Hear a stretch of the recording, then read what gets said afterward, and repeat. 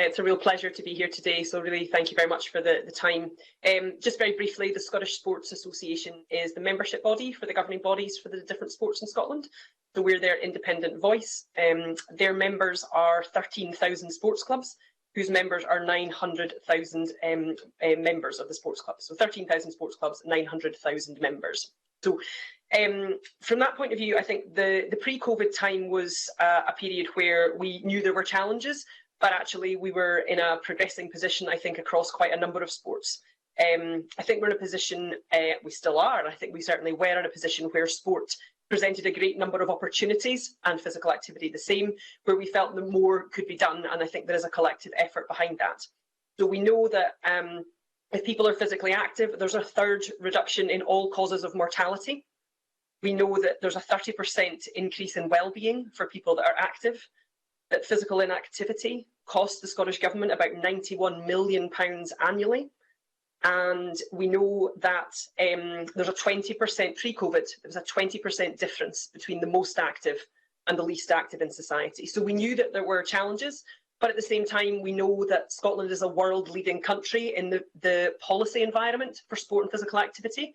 There are opportunities, we think, on behalf of our members to more greatly put that into practice, and I should say that the views we're sharing are those that we've gathered from our members as a membership organisation. So we were in a strong position from a policy point of view, but with opportunities practically, and knowing that a lot of governing bodies were really cutting edge in delivering new opportunities for their members to keep the active active and to get the inactive to enable them to be more active. I think the challenge with lockdown in that pre-lockdown period, as you say, convener, is it has brought some new challenges. It has exacerbated existing challenges, and I think that's some of the significant challenge within that. But I do consider, I think our members have agreed that there is the potential that COVID has brought new opportunities.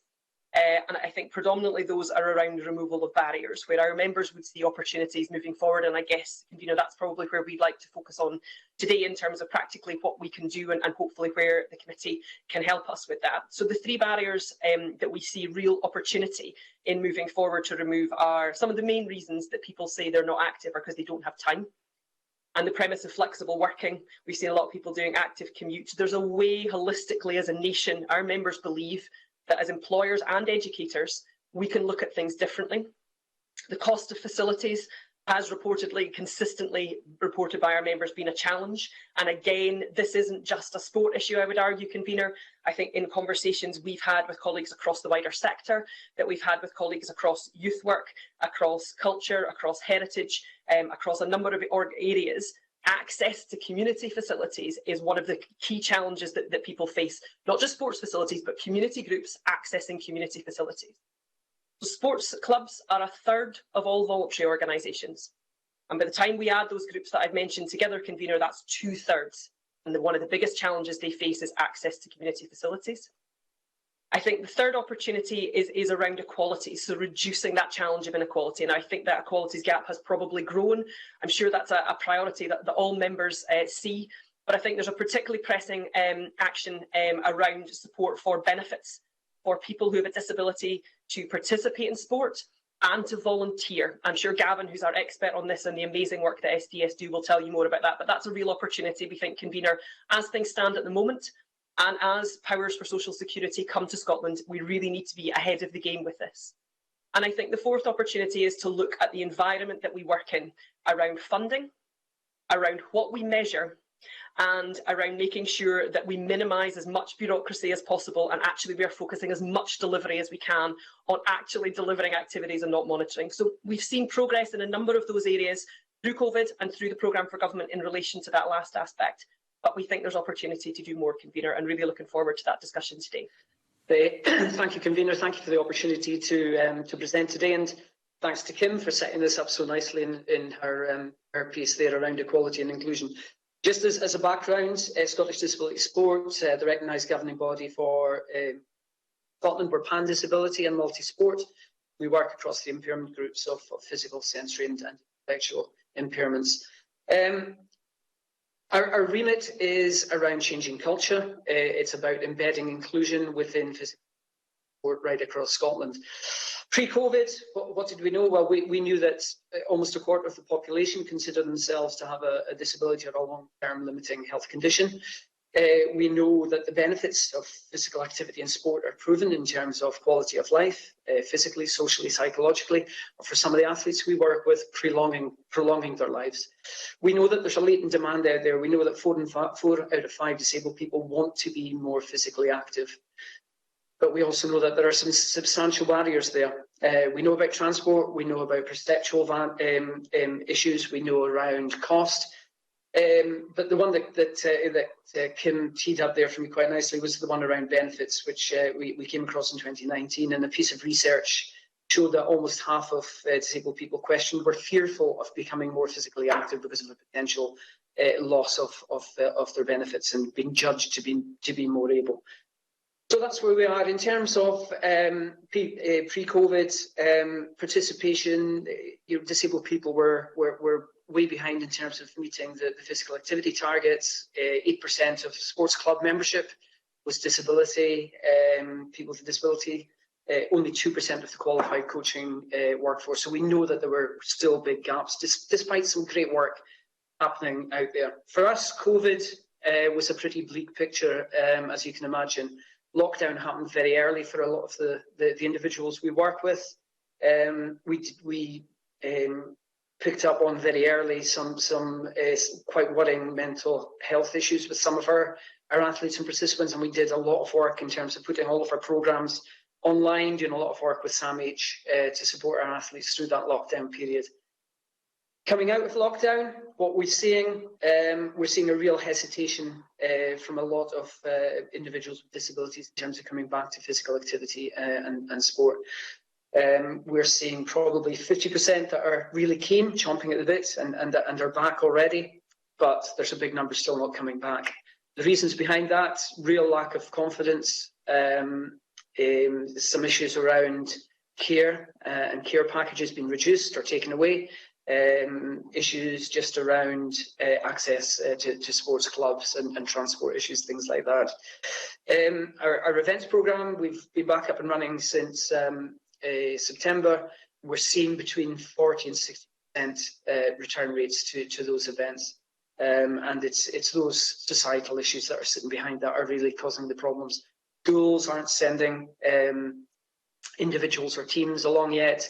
Social care packages aren't sending individuals either, and that whole lack of confidence is sitting behind that as well. So for us, the next 12 months is just really going to be about supporting those reluctant returners to find the confidence to come back and to get back to really to the figures that we had pre-COVID without even pushing things forward. So a lot of work to do in the next 12 months.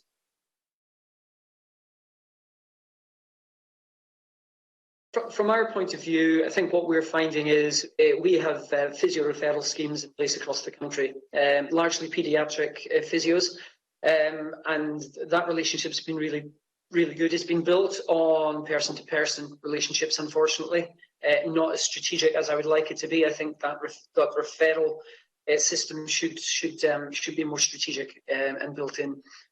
What we saw during lockdown is it stopped completely for obvious reasons, but we're starting to see that pick up again. So from the physio and the OT point of view, yes, that has worked, but it could be stronger.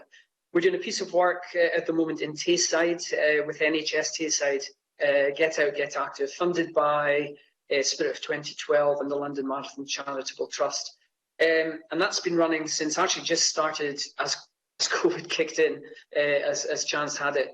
But what we did was moved everything online, a bit like our own programmes during lockdown, and we actually got a huge response.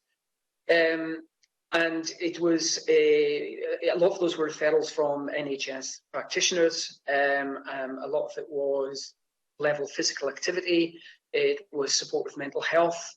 And we ran those right the way through the lockdown period. We've now started to return to face-to-face. And what we're seeing is a little bit of, again, what I said earlier, there's a bit of a split between those that are keen to try and engage in some face-to-face activity, and probably 50% that are still quite happy to stay online because they still have that nervousness and that lack of confidence to do the face-to-face bit. But the GOGA programme in Tayside is brilliant because it's actually now been built into the activity pathway as part of the NHS programme. So what we're doing is we're delivering education and training into all the clinical practitioners in Tayside, and we're creating all the links into physical activity output locally on the ground as well.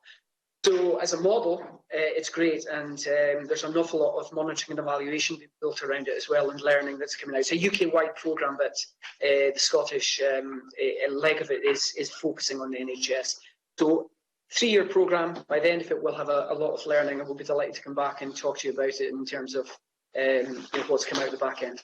Thanks very much, Convener, and Gillian, thanks for the question. I think it's a super question, and it's certainly an opportunity that I think has been recognised across sport and physical activity for many years. You know, we're now 10 plus years on from Christie Commission, and I think this type of question gets absolutely to the heart of prevention, and the work that Gavin and the team are doing with the GOGA model is groundbreaking and sector leading, but we need to look at additional opportunities for that. So again, we know 2,500 people die every year in Scotland because they're not active enough. 2,500 people for a developed world nation. This is, you know, surely something that needs to be addressed. And I think gets to the heart of that connect between sport and physical activity and healthcare. And how do those really work, and how can those really come together? So I know Public Health Scotland have been doing some increasing work in this area, which again I think is refreshing. But I think we still need to be very clear that sport and physical activity needs to be prioritised within healthcare more than it's ever been. So Sir Harry Burns, the former Chief Medical Officer, called sport and physical activity the best buy in public health. The best buy in public health. Yet we don't really see sport and physical activity recognised in the National Performance Framework when we talk about the importance of healthcare at the highest level. It's also the key indicator of life expectancy. So again, Sir Harry said, how active you are will determine how long you live more than any other indicator. You look at life expectancy, and we don't talk about sport and physical activity as being a priority within that. Yet again, the research says it needs to be. So I think we really need to look at that opportunity and that prioritisation of sport and physical activity within healthcare. There are some really good examples as well. I'm sure Steve will have more as well. The model that High Life Highland worked through is absolutely unique. So I'm delighted that Steve's on the call here to really be showing what sector leading trust work can do. But there's also a really interesting model I think the committee in a previous iteration went to view at Atlantis Leisure, where over in Oban, where actually they have a really strong connect with the local GP surgeries, and actually a sport and physical activity coordinator sits there as part of the referral process. But I'm not aware that we've ever seen that roll out yet. I think every time we talk about this, we talk about those types of examples. Our members are really clear that social prescribing is a huge opportunity. It was part of the manifesto that our members worked with us on in advance of the elections, and their ask is for a clear and resourced strategy for social prescribing, which recognises and embraces the breadth of opportunities for people to try different activities and different sporting opportunities, and for community clubs to be at the heart of that, because at the end of the day, they're closest to their communities. So great question, Gillian, and huge, again, another huge opportunity. Thank you. Whether it's on cardiac rehab or it's social prescribing from GPs, it's all very scalable. But what we tend to do is we tend to be scrambling around for little pockets of money here and there to do it. But it is absolutely scalable if the correct resource was put in place, and we could work collectively to do it in a grander, more joined up scale. To come in on this. Thanks, Convener, and I completely agree with what Steve was saying there. Thanks for the question, Emma. It's I think it was a direct quote from us in our submission and in that evidence session that sport needs to be an investment and not a cost. And one of the biggest things we need to change as society is that culture, where exactly as Steve was saying, we know what the ambition is, and I completely agree with what you said, Steve, about access to facilities and the challenge that would place on local authority and leisure trust budgets. But we need to not see that as a cost, and I don't say that to Steve. I think that's a wider principle, that if we saw sport and physical activity as an investment in our physical health, an investment in our mental health, an investment in the education of our young people, we know you get enhanced immunity systems, we know you have greater potency of vaccinations. You know, there is not a better time to be having this conversation. But allied to that, for the committee's reference, 90% of investment in sport in Scotland goes through local authorities. 90%. So Steve's point about, you know, why this is such a challenge in the cash-strapped times, for local authorities and leisure trusts is absolutely fundamental. None of that money is ring-fenced, so personally I'd be surprised if all of that 90% actually ends up in sport and physical activity, which I think then further it adds challenge to the work that Steve and colleagues are doing. Our members, when we looked at previous sets of programme for governments and in conversations we've had with previous ministers, have identified link workers as being, again, that huge opportunity. And in the current programme for government, our members see exactly that same opportunity with the commitment that's been made to health boards, the 650 million, which includes physical activity for under 5. So we need to be ahead of the game in having that conversation about how sport and physical activity is involved in that. So not things that are done to sport and physical activity, but things where governing bodies, local authorities and other key partners are involved in that for those that understand it best. I think the fundamental thing in response to your question, Emma, is actually about what are the gaps. So in routine conversations that we have, can you provide a case study? We have phenomenal case studies. I mean, Gavin could bring a tear to any eye with the case studies that he can talk about lives being saved, not just changed. So we have any case study you'd require. But also there is a huge amount of evidence. Now, yes, maybe some of it could be pulled together differently. But we know that sport and physical activity is a phenomenal thing across government agendas. So I would question actually what evidence is it that we're missing? What I think we need is an action plan to come together and say, okay, here is what needs to be done and here's the bill for it, but this is why it's an investment. And I feel that that's the argument that we've never quite got to is, well, it's a spend, it's a spend. Well, if we're true sticking to prevention, then we need to consider our language and we need to change that culture. I think there is an opportunity for a group to come together in sport and physical activity at a strategic level to have a different dialogue. Sport doesn't come together strategically. It comes together with government and with physical activity and with wider colleagues, yes, but sport in its own entity doesn't come together. So I think there's an opportunity, I've had this conversation previously, for ourselves representing governing bodies, for the representatives of leisure trusts, for local authorities and for Sport Scotland and potentially some other partners to come together and say, look, what is it that we need to do and collectively can do together? So that's a gap. And the other one I'd suggest, Emma and convener, if that's okay, is actually maybe we need to really raise this higher within the Scottish Government agendas. Active Scotland Division do phenomenal work, but can we work with them to say, well, actually, maybe we need a cross-ministerial group to look at the role and contribution of sport and physical activity, because it touches probably every agenda and it touches every national outcome. So can we have a cross-cabinet or cross-ministerial working group that helps to talk about this?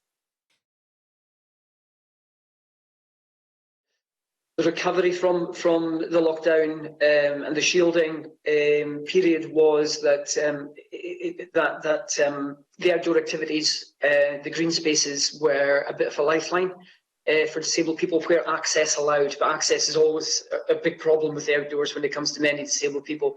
But certainly we saw a huge rise in walking groups, in cycling programmes particularly. And it was just, what it comes back to is that social aspect of it. It was getting out, having been locked up for so long, getting out, being able to socialise, going for a walk, going for a cycle, having a cup of tea, and just being able to feel, to feel normal again was the feedback that we were getting. As I say, we don't have an awful lot of evidence to back that up, but certainly it played a big part in the recovery from COVID from our point of view. Thanks, convener. Just briefly to build on what Gavin said, I'm not aware that there's a huge amount of evidence, but certainly the anecdotal feedback that we've had from members is there have been a number of factors which have highlighted the priority that people place within that. So firstly being, certainly in my lifetime, the idea of well-being has never been more important. For the first time, I think well-being was almost higher than the economy at one point. Now, obviously, the economy will rise, and rightly so, but we need to hold on to well-being being really important, both well-being as a society, but our individual well-being. So I think that focus on social health, as Gavin was saying, that particular role of sport and physical activity in being out, being active. We saw people walking with friends and that being the social gathering in the way that it's never been before. I think we've also seen the really important role of local clubs. So those of us that are involved in sport and physical activity know that clubs are the heart of so many societies. But I think through COVID, we've seen that more, that, so many different sports clubs reaching out into their communities, them becoming community facilities where people come and get food, where they meet people, where actually clubs have been outreaching into local communities, nothing to do with sport, but just because they're that trusted partner within the community. So I think that's a really important part. But the factors we've seen have been local facilities, they've been people having more time and more flexibility with their time, and we've seen it being about reduced access, reduced cost, so being able to do things where cost isn't a barrier because you're able to use the outdoors in that environment. So I think they're the principles that we need to remember as we move forward with new opportunities. And I totally agree with what David was saying about this isn't about more of the same, this is about making this a real opportunity for change. And I think the committee has such an important role in that.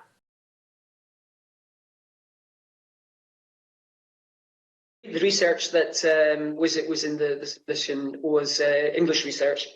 But from our experience up here, we've seen some of our athletes have their mobility taken away. We've seen the benefits being cut. We recently had a volunteer with a disability.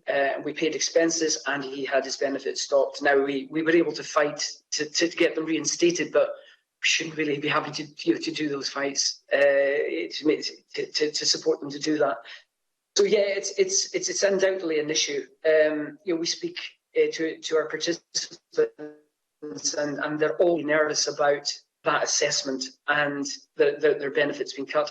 We've got a bocce apprentice programme just now, bocce Paralympic sport, and it's about focusing on athletes that are retiring and keeping them in the sport and getting them involved as coaches. But all of the athletes that we spoke to were reluctant to get involved because of the potential impact on their benefits. Now, if we're trying to keep athletes in the sport and trying to keep them engaged, these are the sort of things that are real tangible societal barriers that are there. So yeah, we would love to be engaged. We haven't had any engagement yet, but we can bring some, as I say, some experience, some lived experience from the participants and the athletes that we're working with. And we can bring that into the fold. But the opportunity, I think you're right, is here to do something significant, because it's a disincentive at the moment, and we need to turn that round. It needs to be an incentive. We need to incentivize people to become more physically active, particularly those with disabilities. I was just hoping to pick up on the volunteering aspect to the question, if that's okay. So we know that volunteering, as Steve said earlier, has been really a real challenge through the pandemic. So we know that fewer volunteers are returning, particular reluctance, understandably, around older adults. We've got a lot of young people that want to volunteer, but providing that support network has been harder, as indeed has been people returning to volunteering just generally who are looking for a bit more support. So those people involved in supporting volunteers throughout the wider voluntary sector are finding this more time consuming. So never is there a more important time to recognise that volunteering isn't free, but it's absolutely fundamental to not just how sport operates. So a sixth of all adults that volunteer in sport, and half of all young people that want to volunteer in sport. From a policy point of view, the issue with DWP is in relation to their guidance. So as people are asked and assessed for their benefits, they are asked if they volunteer. And the research across the voluntary sector has shown that people are reluctant to volunteer on the basis that they fear that their benefits will be cut. It's a conversation our colleagues in the Scottish Volunteering Forum have been progressing with DWP. My understanding is that we're now at a position where there is a statement of guidance that outlines that you are able to volunteer and your benefits won't be cut. But this can't be published, it can't be put online, and it can't be shared electronically, which doesn't strike me personally, convener, as being a very transparent way of working, and certainly knowing, we know that volunteering reduces all causes of mortality by 20%. Surely we need to be encouraging more people to volunteer. So from our point of view, we had a chat fairly recently with Joe Fitzpatrick, the convener of the Equalities Committee, and again, striving for support from them in how we move this forward, and trying to say, A, we need a serious conversation with DWP, which I know the Sports Minister is very keen to have. And secondly, we also need serious conversations before social security powers transfer to Scotland about how we can make sure this issue is not replicated. So there's addressing now and protecting for the future, please, convener. I think what's become very, very clear, it's that personal support that's required. I think the prospect of, if you build it, they will come, it's not going to work. I think what we found from the GOGA programme is, and I think it's applying to these reluctant returners, is that there's a real nervousness about coming into and returning to physical activity. And there's a gulf, a huge gulf, a quantum leap from going from being inactive and joining a sports club. So that low-level physical activity, and what we've learned is it's got to be supported, it's got to be friendly, it's got to be local, it's got to be fun. It's really got to be fun, because if not, people will disengage. So from our point of view, it's going to be about trying to put that support through our regional managers, through our local branches across the country, to support people in their local areas to get back to somewhere that they know, with people that they know, with people like them. And it's going to take time. Because we see on the news every day a new variant has arisen, potential new lockdowns. That sits in the psyche of those people and makes it even more difficult for them to take that leap to come back to sport. So it's going to be a long, hard slog, I think, to get those people back.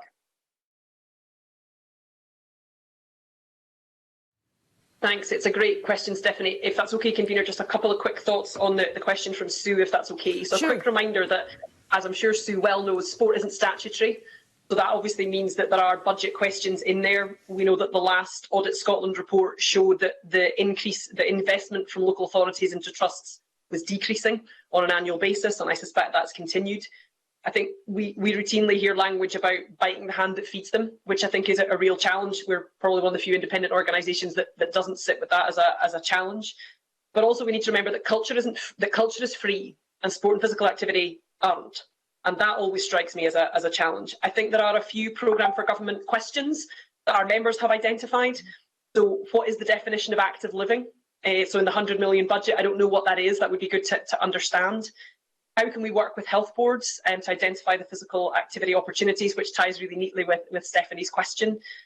About your point about is the money reaching the right groups, Sue? Well, this premise that Active Schools will be free is great, but that money needs to get to the community clubs who are supporting the volunteers and the coaches that are making that difference. So not tied up in bureaucracy, not tied up in other systems, but to make sure we get to the individuals that are making that difference. I love Steve's point about funding being ring-fenced. And fundamentally, I think for not just sport and physical activity, but volunteering more broad, or the voluntary sector funding more broadly, what is this multi-year funding agreement that's proposed in the programme for government? Is sport included in that? Because for sport, as in governing bodies, to be included in that, then Sport Scotland needs to be included in that in order that they can pass that funding on to members.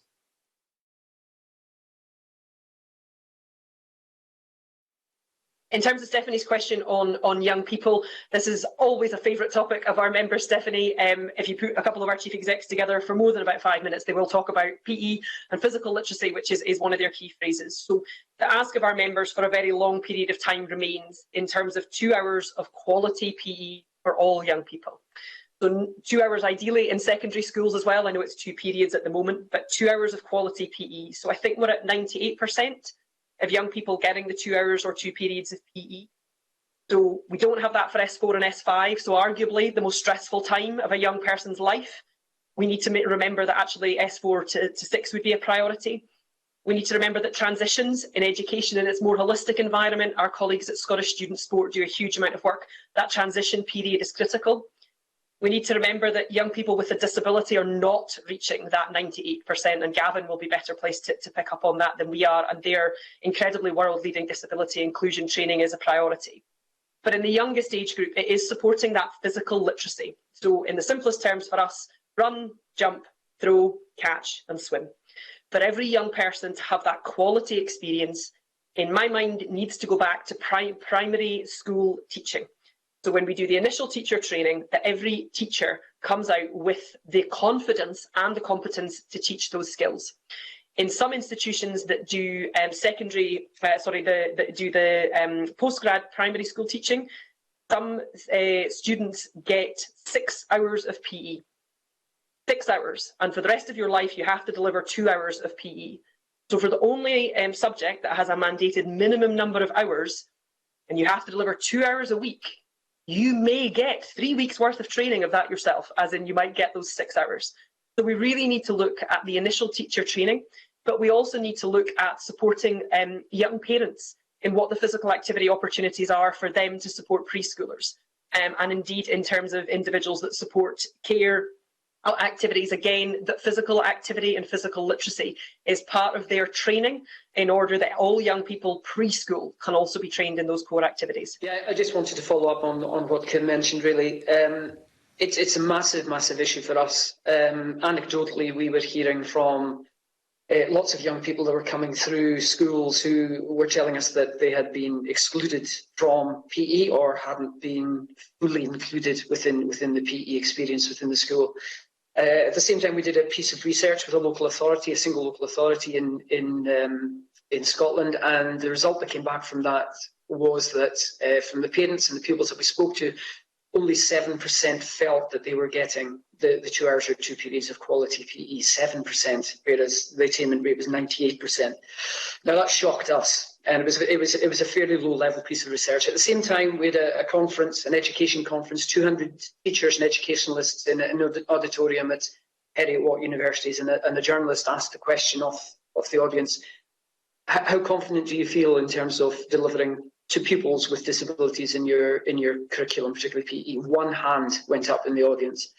So we knew we had something that we had to do there, and we set out on a mission to embed disability inclusion training within tertiary education establishments in Scotland. And it took us, I think, about 6 or 7 years of banging on doors and convincing people to get it embedded within the curriculum. But we've now got it embedded, and just last week we delivered over the last 2 or 3 weeks, we delivered 9 hours of training to the 4th year PE students at Edinburgh University who are just about to go out into the big bad world of teaching. And the feedback has been brilliant.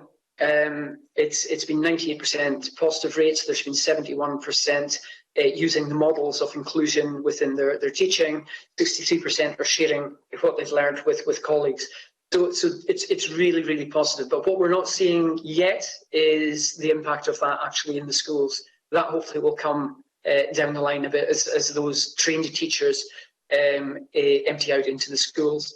But the big worry for us is that because of COVID and because of the impact of COVID, we've lost the 2 key sponsors that were driving that training and that delivery. So at the moment, we're trying to find funding sources through grant applications and approaches to sponsors to try and keep that going, because we deliver that free at source. So the impact is there. But we're not really just seeing it yet. Hopefully that will come in terms of inclusive PE. Thanks, Convener, and some great questions, Stephanie. I think the priority for our members in terms of where the idea of the 2 hours of quality PE came from are 2 things. One is that being active is just a habit for young people. It's just what they're used to. It's a culture. It is how they've grown up, and therefore, hopefully, lifelong habits you set at the youngest possible age. The second part is that young people are, as I say, what we would call physically literate.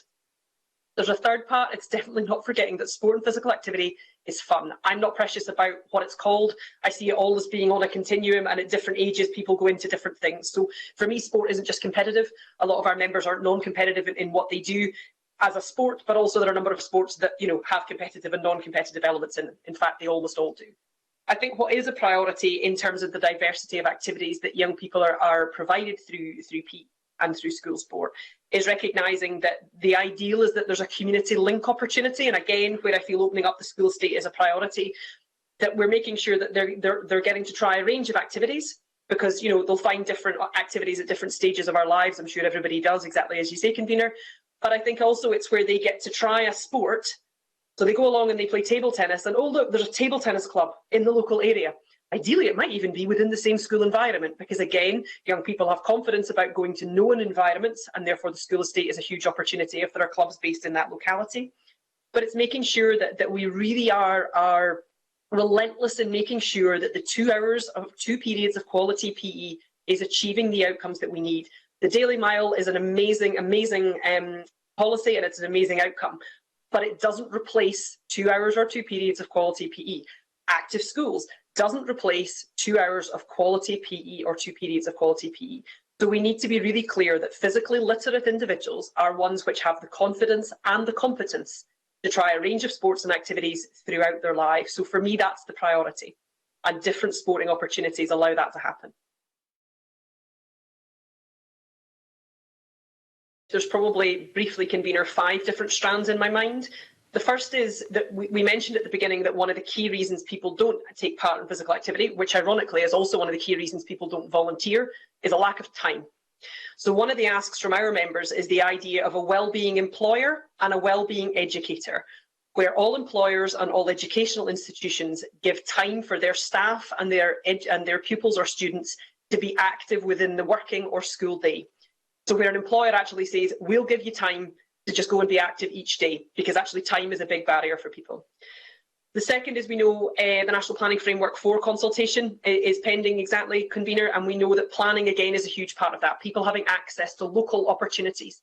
So whether that's school facilities, sports facilities, or whether it's access routes for active travel, whether it's green space, sport and physical activity needs to be integral to planning, and that is hopefully an opportunity that NPF 4 presents. Community facilities, as we've mentioned, in terms of people actually knowing what is available in their local communities.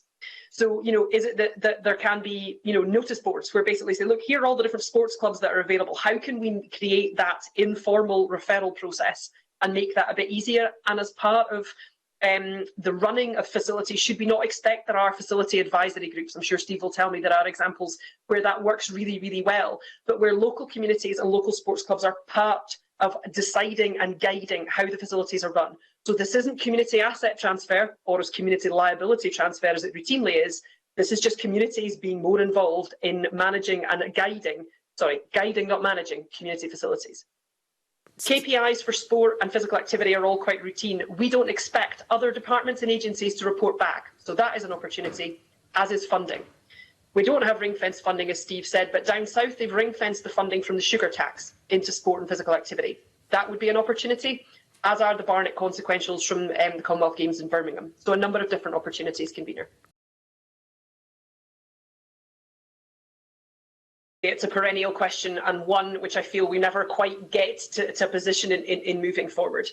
So community facilities are at the heart of how sport and physical activity happens, and community clubs in the same way. So as I say, 13,000 sports clubs, 900,000 members.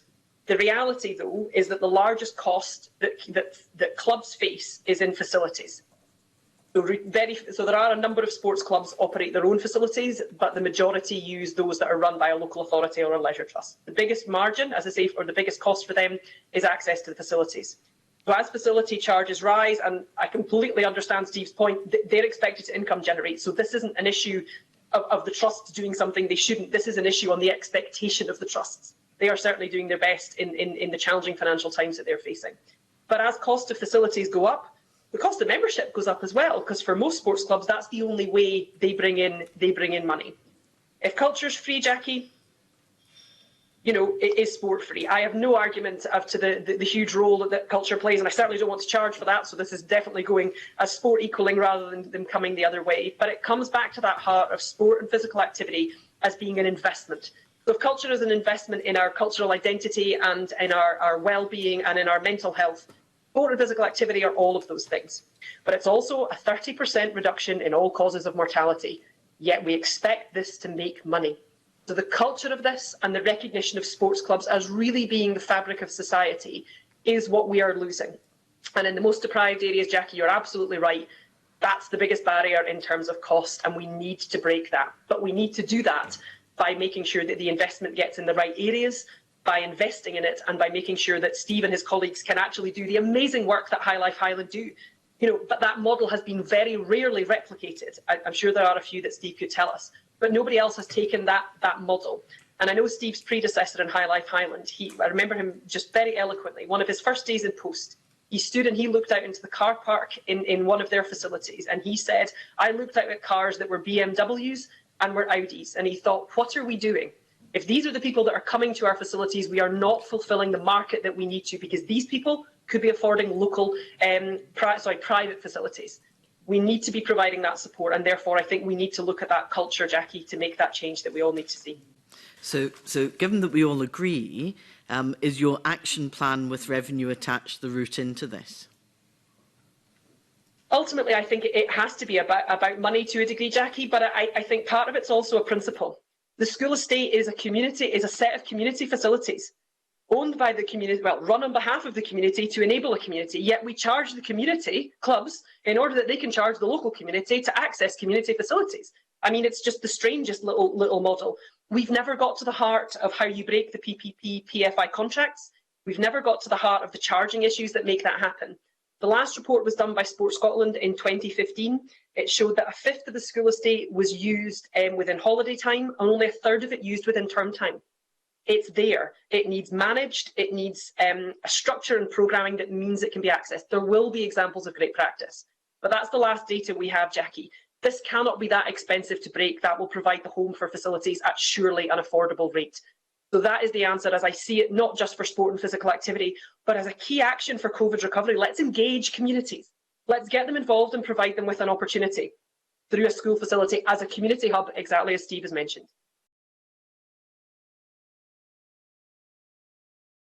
Just in maybe some reassurance for Emma, we did run a session with our home country counterparts and Irish colleagues throughout COP26 for sports, looking at different opportunities. So I think 100% of people that attended that call said that they've prioritised climate change and sustainability more, having been on the call. So it certainly is something people are looking at. In terms of the e-bikes question, I think it's something similar to exactly the question that Marie was just asking there about women's safety. It's about planning. So again, I know convener mentioned MPF4 already, but it's about planning for the spaces. It's about providing attractive and safer spaces for people to walk and people to cycle so they feel safe doing it, but also they want to do it. And again, for women's safety, a huge part of that is lighting. Yeah. So I think there are a number of parts in that. I think some of the challenge, again, for local facilities is a cost, and that's been an issue that we've seen throughout COVID in a different way. Is that, again, an issue that's been alive for sport before, is that sports clubs and sports organisations, very few of them are charities. So they cannot access organisations that are grants and trusts that provide funding. So Gavin mentioned earlier that they're applying, they are one of the few sports organisations that are charities. So a key outcome I think we need, convener, is a new governance model for sport. It's an opportunity our members have identified. Unless you're a charity, you don't get access to water and sewerage rates relief. You don't get access to rates relief. Sorry, you don't get access to grant aid. You don't get access to quite a number of other opportunities through grant and trust funding where sport and physical activity is therefore not on a level playing field with charities. We need to change that model because, exactly as Steve was saying, sport and organisations want to do more, but they can't access the same grants without that charitable tag, and that's a big problem. Access is obviously a huge issue for us, and anything that impacts on to travel either by foot or by bike or whatever is an issue. We do a lot of work with Paths for All recently, including access to the countryside and some training as well, and it's incredible just when we're delivering the training, and it can be in an urban environment or a rural environment, it's just how many obstacles are there, like bins being put out, like hambers on pavements, potholes that aren't repaired that people can step over, but if you're in a wheelchair, it's actually dangerous. The design of pavements to drain the water into the gutter, actually that means that the wheelchair is being pushed into the road and into parked cars. So, you know, some of these design things, I think it would be good to have a more inclusive approach to those and to have that consultation at the outset when they're being put in place. But at the moment, no, we don't get that consultation, and it proves problematic.